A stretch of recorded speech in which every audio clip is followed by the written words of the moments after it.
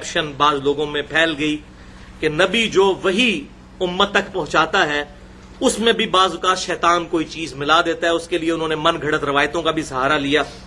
اور قرآن پاک کی یہ آیت قرآن پاک کی مشکل ترین آیت ہے تشریح کے اعتبار سے، سورۃ الحج کی 52 نمبر آیت.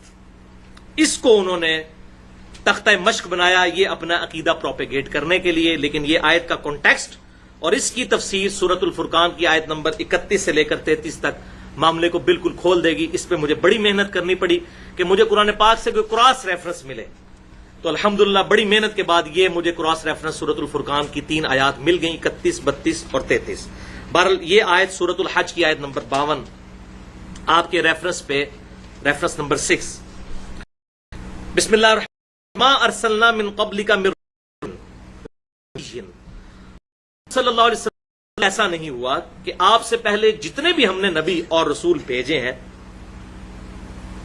ان کے ساتھ یہ پرٹیکولر معاملہ ہوا، الا یہ ہوا اذا تمنا القى الشیطان فی امنیتہ، کہ جب کبھی نبی نے کوئی تمنا کی تو شیطان نے بھی اس میں اپنا حصہ ڈال دیا. ایسا ہو ہی نہیں سکتا کہ کوئی نبی اور رسول اس معاملے میں محفوظ رہا ہو.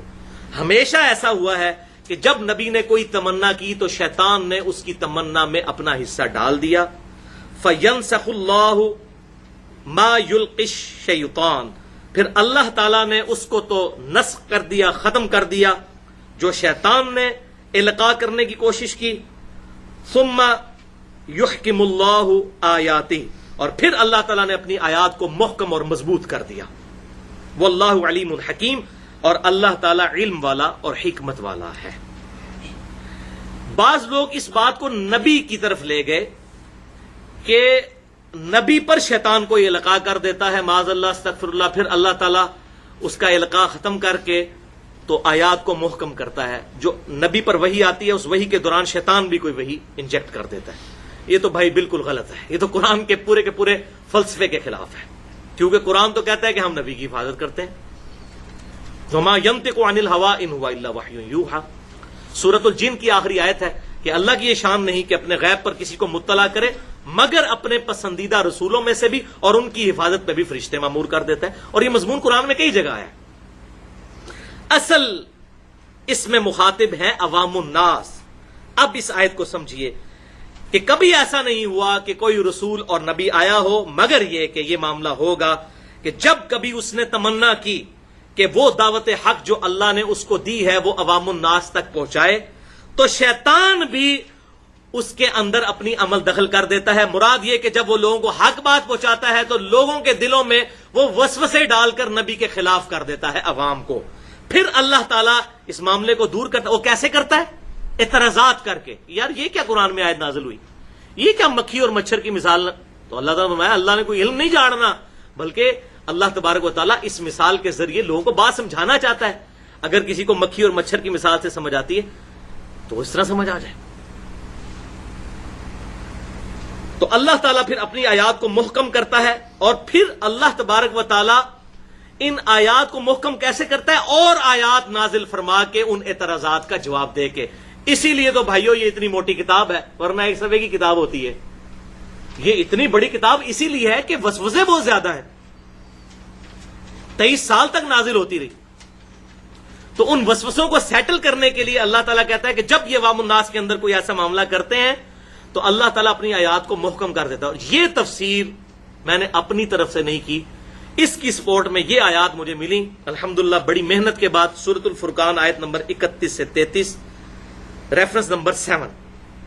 یہ باقی آیات سورہ حج کی بعد میں مکمل کریں گے، یہاں کراس ریفرنس کے طور پر اس چیز کو لے لیں. وَكَذَلِكَ جَعَلْنَا لِكُلِّ نَبِيٍّ عَدُوًّا مِّنَ الْمُجْرِمِينَ، اور ہم نے اسی طریقے سے ہر نبی کے دشمن بنا دیے مجرموں میں سے. یعنی اللہ تعالیٰ کرتا ہے یہ دشمن بھی اللہ تعالیٰ نے شیطان بھی پیدا کیا، اور یہ سارے معاملات یہ جو حالات ہوئے آزمائش کے لیے. وَكَفَىٰ بِرَبِّكَ هَادِيًا وَنَصِيرًا، اور تیرا رب کافی ہے ہدایت دینے کو اور مدد کرنے کو. وَقَالَ الَّذِينَ كَفَرُوا لَوْلَا نُزِّلَ عَلَيْهِ الْقُرْآنُ جُمْلَةً وَاحِدَةً، اور کافر یہ اعتراض کرتے ہیں کہ یہ قرآن ایک اکٹھی کتاب کی صورت میں کیوں نہیں نازل ہوا؟ قرآن میں خود لکھا ہوا ہے کہ تورات اور انجیل جو ہیں وہ اکٹھے نازل ہوئے ہیں. تورات موسیٰ علیہ السلام کو دی گئی اکٹھی تختیوں کی شکل میں. یہ قرآن کیوں 23 سال سے نازل ہو رہا ہے؟ مکی دور میں 13 سال سے اکٹھی ایک کتاب سلیبس کے طور پہ پکڑا دی جاتی. اب یہ کافروں کا اعتراض تھا. تو اب دیکھو اعتراض کرنے میں تو کوئی بھی اعتراض کر سکتا ہے. یعنی اگر اکٹھی ہو جاتی پھر تسی مان لینا جی. عیسیٰ علیہ السلام پہ 12 بندے ایمان لے کے آئے. موسیٰ علیہ السلام پہ بھی ایمان لانے والے تو 6 لاکھ کے قریب تھے. جب قتال کی باری آئی تو 2 بندے ساتھ رہ گئے, باقی سارے ادھر ادھر ہو گئے. تو یہ اعتراضات دل بےمان تھے اجٹا ٹیر جنہوں سے پنجابی کہنا ہے کہ دل میں بےمانی ہو تو پھر جھوٹے دلائل تو بہت گھڑے جا سکتے ہیں. تو یہ کافر اعتراض کرتے ہیں یہ کتاب اکٹھی کیوں نہیں نازل ہوئی؟ تو اللہ تعالیٰ فرماتا ہے کذالک, یہ اس لیے ہے لنثبت به فؤادک ورتلناہ ترتیلا, یہ اس لیے کہ محبوب صلی اللہ علیہ وسلم ہم آپ کو اس کے ذریعے مضبوط کریں اور ٹھہر ٹھہر کر کے آپ پر یہ کتاب پڑھیں. مراد یہ کہ آپ صلی اللہ علیہ وسلم کے لیے گائیڈ لائنز ہیں.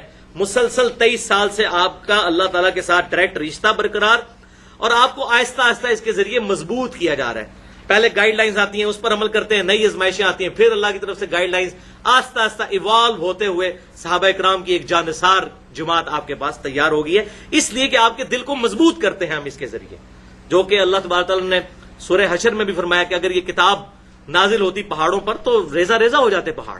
نبی صلی اللہ علیہ وسلم کے مبارک دل پہ آہستہ آہستہ اس کو نازل کیا گیا تاکہ آپ کے دل کو مضبوط کیا جائے اس کے ذریعے.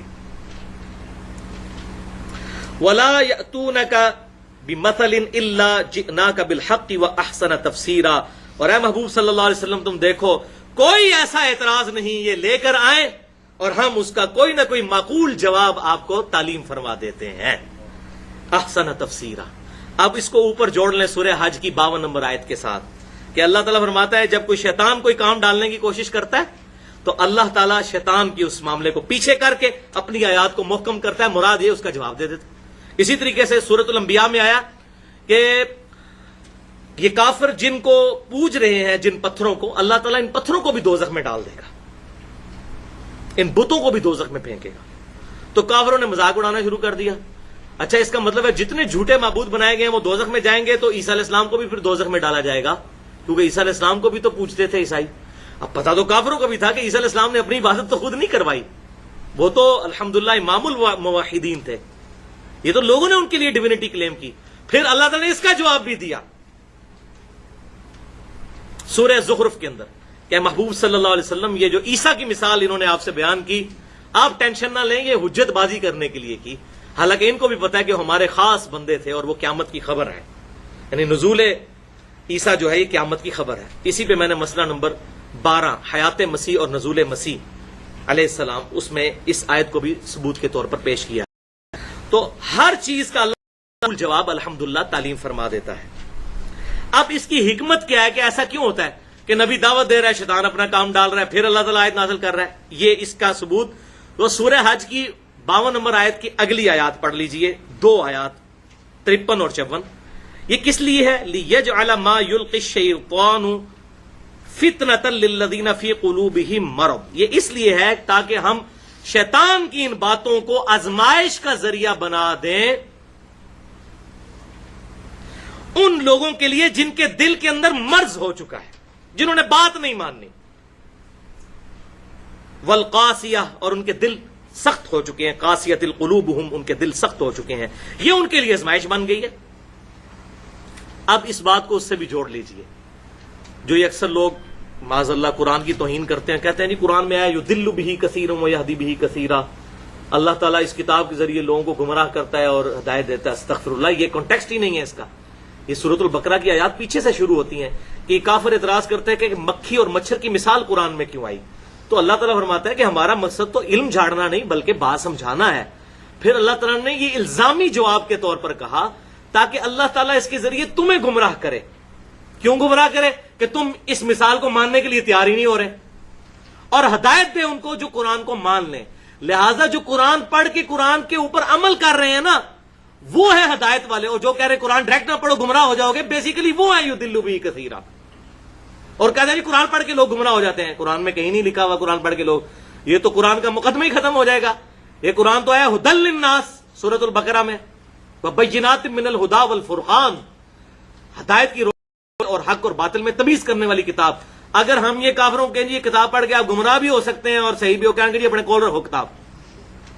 استغفر اللہ, آؤٹ آف کنٹیکسٹ اللہ تعالیٰ نے ٹانٹ کیا کہ کافروں جب اس کتاب کی تم واضح باتوں کو نہیں مانتے تو تمہاری گمراہی میں اضافہ ہوتا ہے. ہم یہ اس لیے نازل کرتے ہیں کہ ایمان والوں کو اس سے اور ہدایت ملے اور تم لوگ اس کا انکار کر کے خود گمراہ ہو, انکار کر کے مان کے. یہاں پر بھی اللہ تعالیٰ فرما رہا ہے یہ ہم اس لیے کرتے ہیں تاکہ شیطان کر دے ان لوگوں کے لیے جن کے دلوں میں اور جن کے دل سخت ہو چکے ہیں. وَإِنَّ الظَّالِمِينَ لَفِي شِقَاقٍ بَعِيدٍ, اور یہ جو ظالم ہیں یہ تو دشمنی میں بہت آگے جا چکے ہیں. حق بات نظر بھی آ رہی ہے نا, پھر بھی نہیں ماننی. اور یہ ہمیشہ سے ہیومن انسٹنکٹ تک ہے. کسی بھی سنی سے پوچھ لیں کہ جی اہل سنت کی سب سے معتبر کتاب کون سی ہے حدیث کی, کہے گا جی بخاری اور مسلم. اور اسے پوچھیں بھائی بخاری اور مسلم میں نماز کا جو طریقہ لکھا ہوا ہے آپ کو پتا ہے, تو 95 اس طریقے پڑھ رہے دنیا. ادھر آگے وہ کتاب بیک گراؤنڈ میں چلی جائے گی, ان کے لیے آزمائش بن جائے گی. پھر کبھی کچھ کہیں گے جی وہ فلانی یاد سنا دیتی ہیں, تو 6 لاکھ حدیثیں نبی وسلم کی کہاں سے آئیں بھائی, وہ ترک تھے. آپ کی ٹوٹل حدیث وہ 6 لاکھ ترک ہے. اس میں نے مسئلہ نمبر 36 ضعیف الاسناد اور من گھڑت فتنے کا جائزہ 87 منٹ کی گفتگو الحمدللہ اس حوالے سے کی ہے. تو مخالفت پہ کوئی بندہ اتر ہے تو کبھی بھی حق بات نہیں مانتا, چاہے آپ اس کو قرآن حدیث کھول کے بھی دکھا دیں. اور دوسری طرف کیا ہے, وَلِيَعْلَمَ الَّذِينَ أُوتُوا الْعِلْمَ, تاکہ جان لیں علم لوگ, جذبات والے لوگ نہیں, جو علم کے اوپر اپنا نظریہ بنیاد چاہتے ہیں, انہ الحق ربک, یہ کتاب حق ہے رب, آزاد کریں گے وہی آیات کی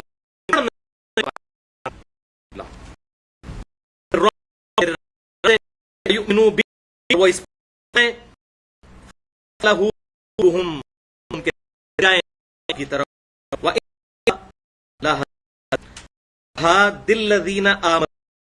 بے شک اللہ تعالی ایمان سیدھے راستے کی طرف ایمان والوں کو جو واقعی خود ایمان لانا چاہیں. تو یہ الحمدللہ سورۃ الحج کی آیت نمبر 52 سے لے کر 54 تک یہ معاملہ بالکل کلیئر ہو گیا اس حوالے سے. لیکن ابھی بھی کچھ بات, اگلی دفعہ ایک چیز میں نمبر میں ایک مرسل روایت ہے جو تفسیر ابن کثیر میں بھی نقل کی گئی نے بھی کہ نبی صلی اللہ علیہ وسلم قرآن پاک کی آیات تلاوت کر رہے تھے سورۃ النجم کی, تو اسی دوران اسی وزن کے اوپر کچھ الفاظ نکل گئے ان کی کافروں کی دیویوں کے بارے میں, اور غرانق العلا کہ یہ دیویاں بڑی اونچے مرتبے کی ہیں, لات اور عزا. یہ روایت وہ پیش کرتے ہیں کہ اس کے بعد پھر کافر بھی جو ہے وہ سجدے میں گر پڑے. صلی اللہ علیہ وسلم نے تو قرآن کی آیات پڑھی تھیں, ساتھ شیطان نے آپ کی مبارک زبان سے یہ الفاظ معاذ اللہ استغفر اللہ نکلوا دیے. یہ بھائی روایت ہے, میں نے پوسٹ مارٹم نمبر 36 اسی ضعیف الاسناد اور من گھڑت احادیث کے فتنے کا تحقیقی جائزہ, اس میں جو میں نے 5 جھوٹی اور ضعیف روایتوں کی مثالیں دی ہیں کہ جن کی وجہ سے دین کا بیڑا غرق ہوا ہے, اس چیز پر جڑی ہے. مثال یہ بھی ہے, یہ بالکل جھوٹی روایت ہے, اس کی اسلام میں کوئی حیثیت نہیں ہے. اب یہاں پر یہ بات بھی یاد رکھیں کہ آپ صلی اللہ علیہ وسلم یا انبیاء کرام علیہ السلام دین پہنچانے کے حوالے سے 100% اللہ تعالیٰ کی حفاظت میں ہوتے ہیں, ان پر کوئی شیطان کا غلبہ نہیں آتا. لیکن جہاں تک دنیاوی معاملات کا تعلق ہے, صحیح مسلم میں اوپر تلے 4 طرق موجود ہیں کہ آپ صلی اللہ علیہ وسلم نے ارشاد فرمایا. وہ بڑا ڈیٹیل واقعہ ہے, ابھی ٹائم نہیں بیان کروں.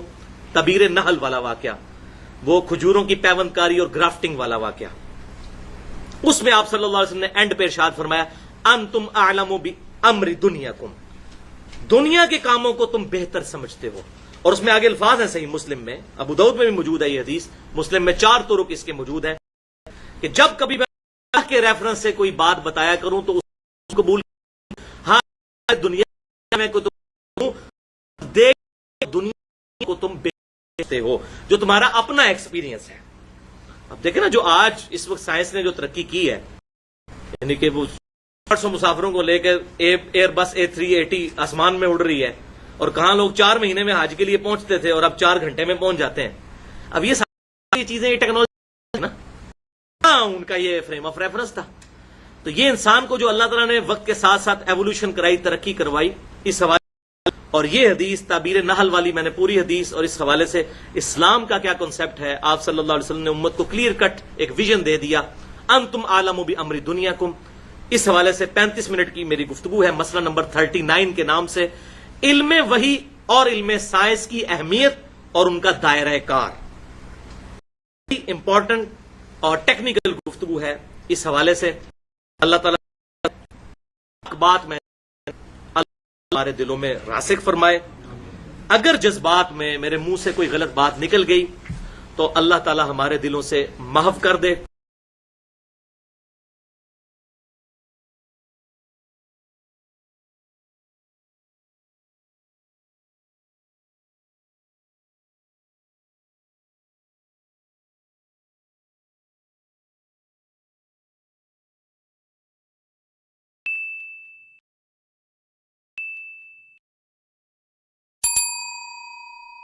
Subscribe to my channel.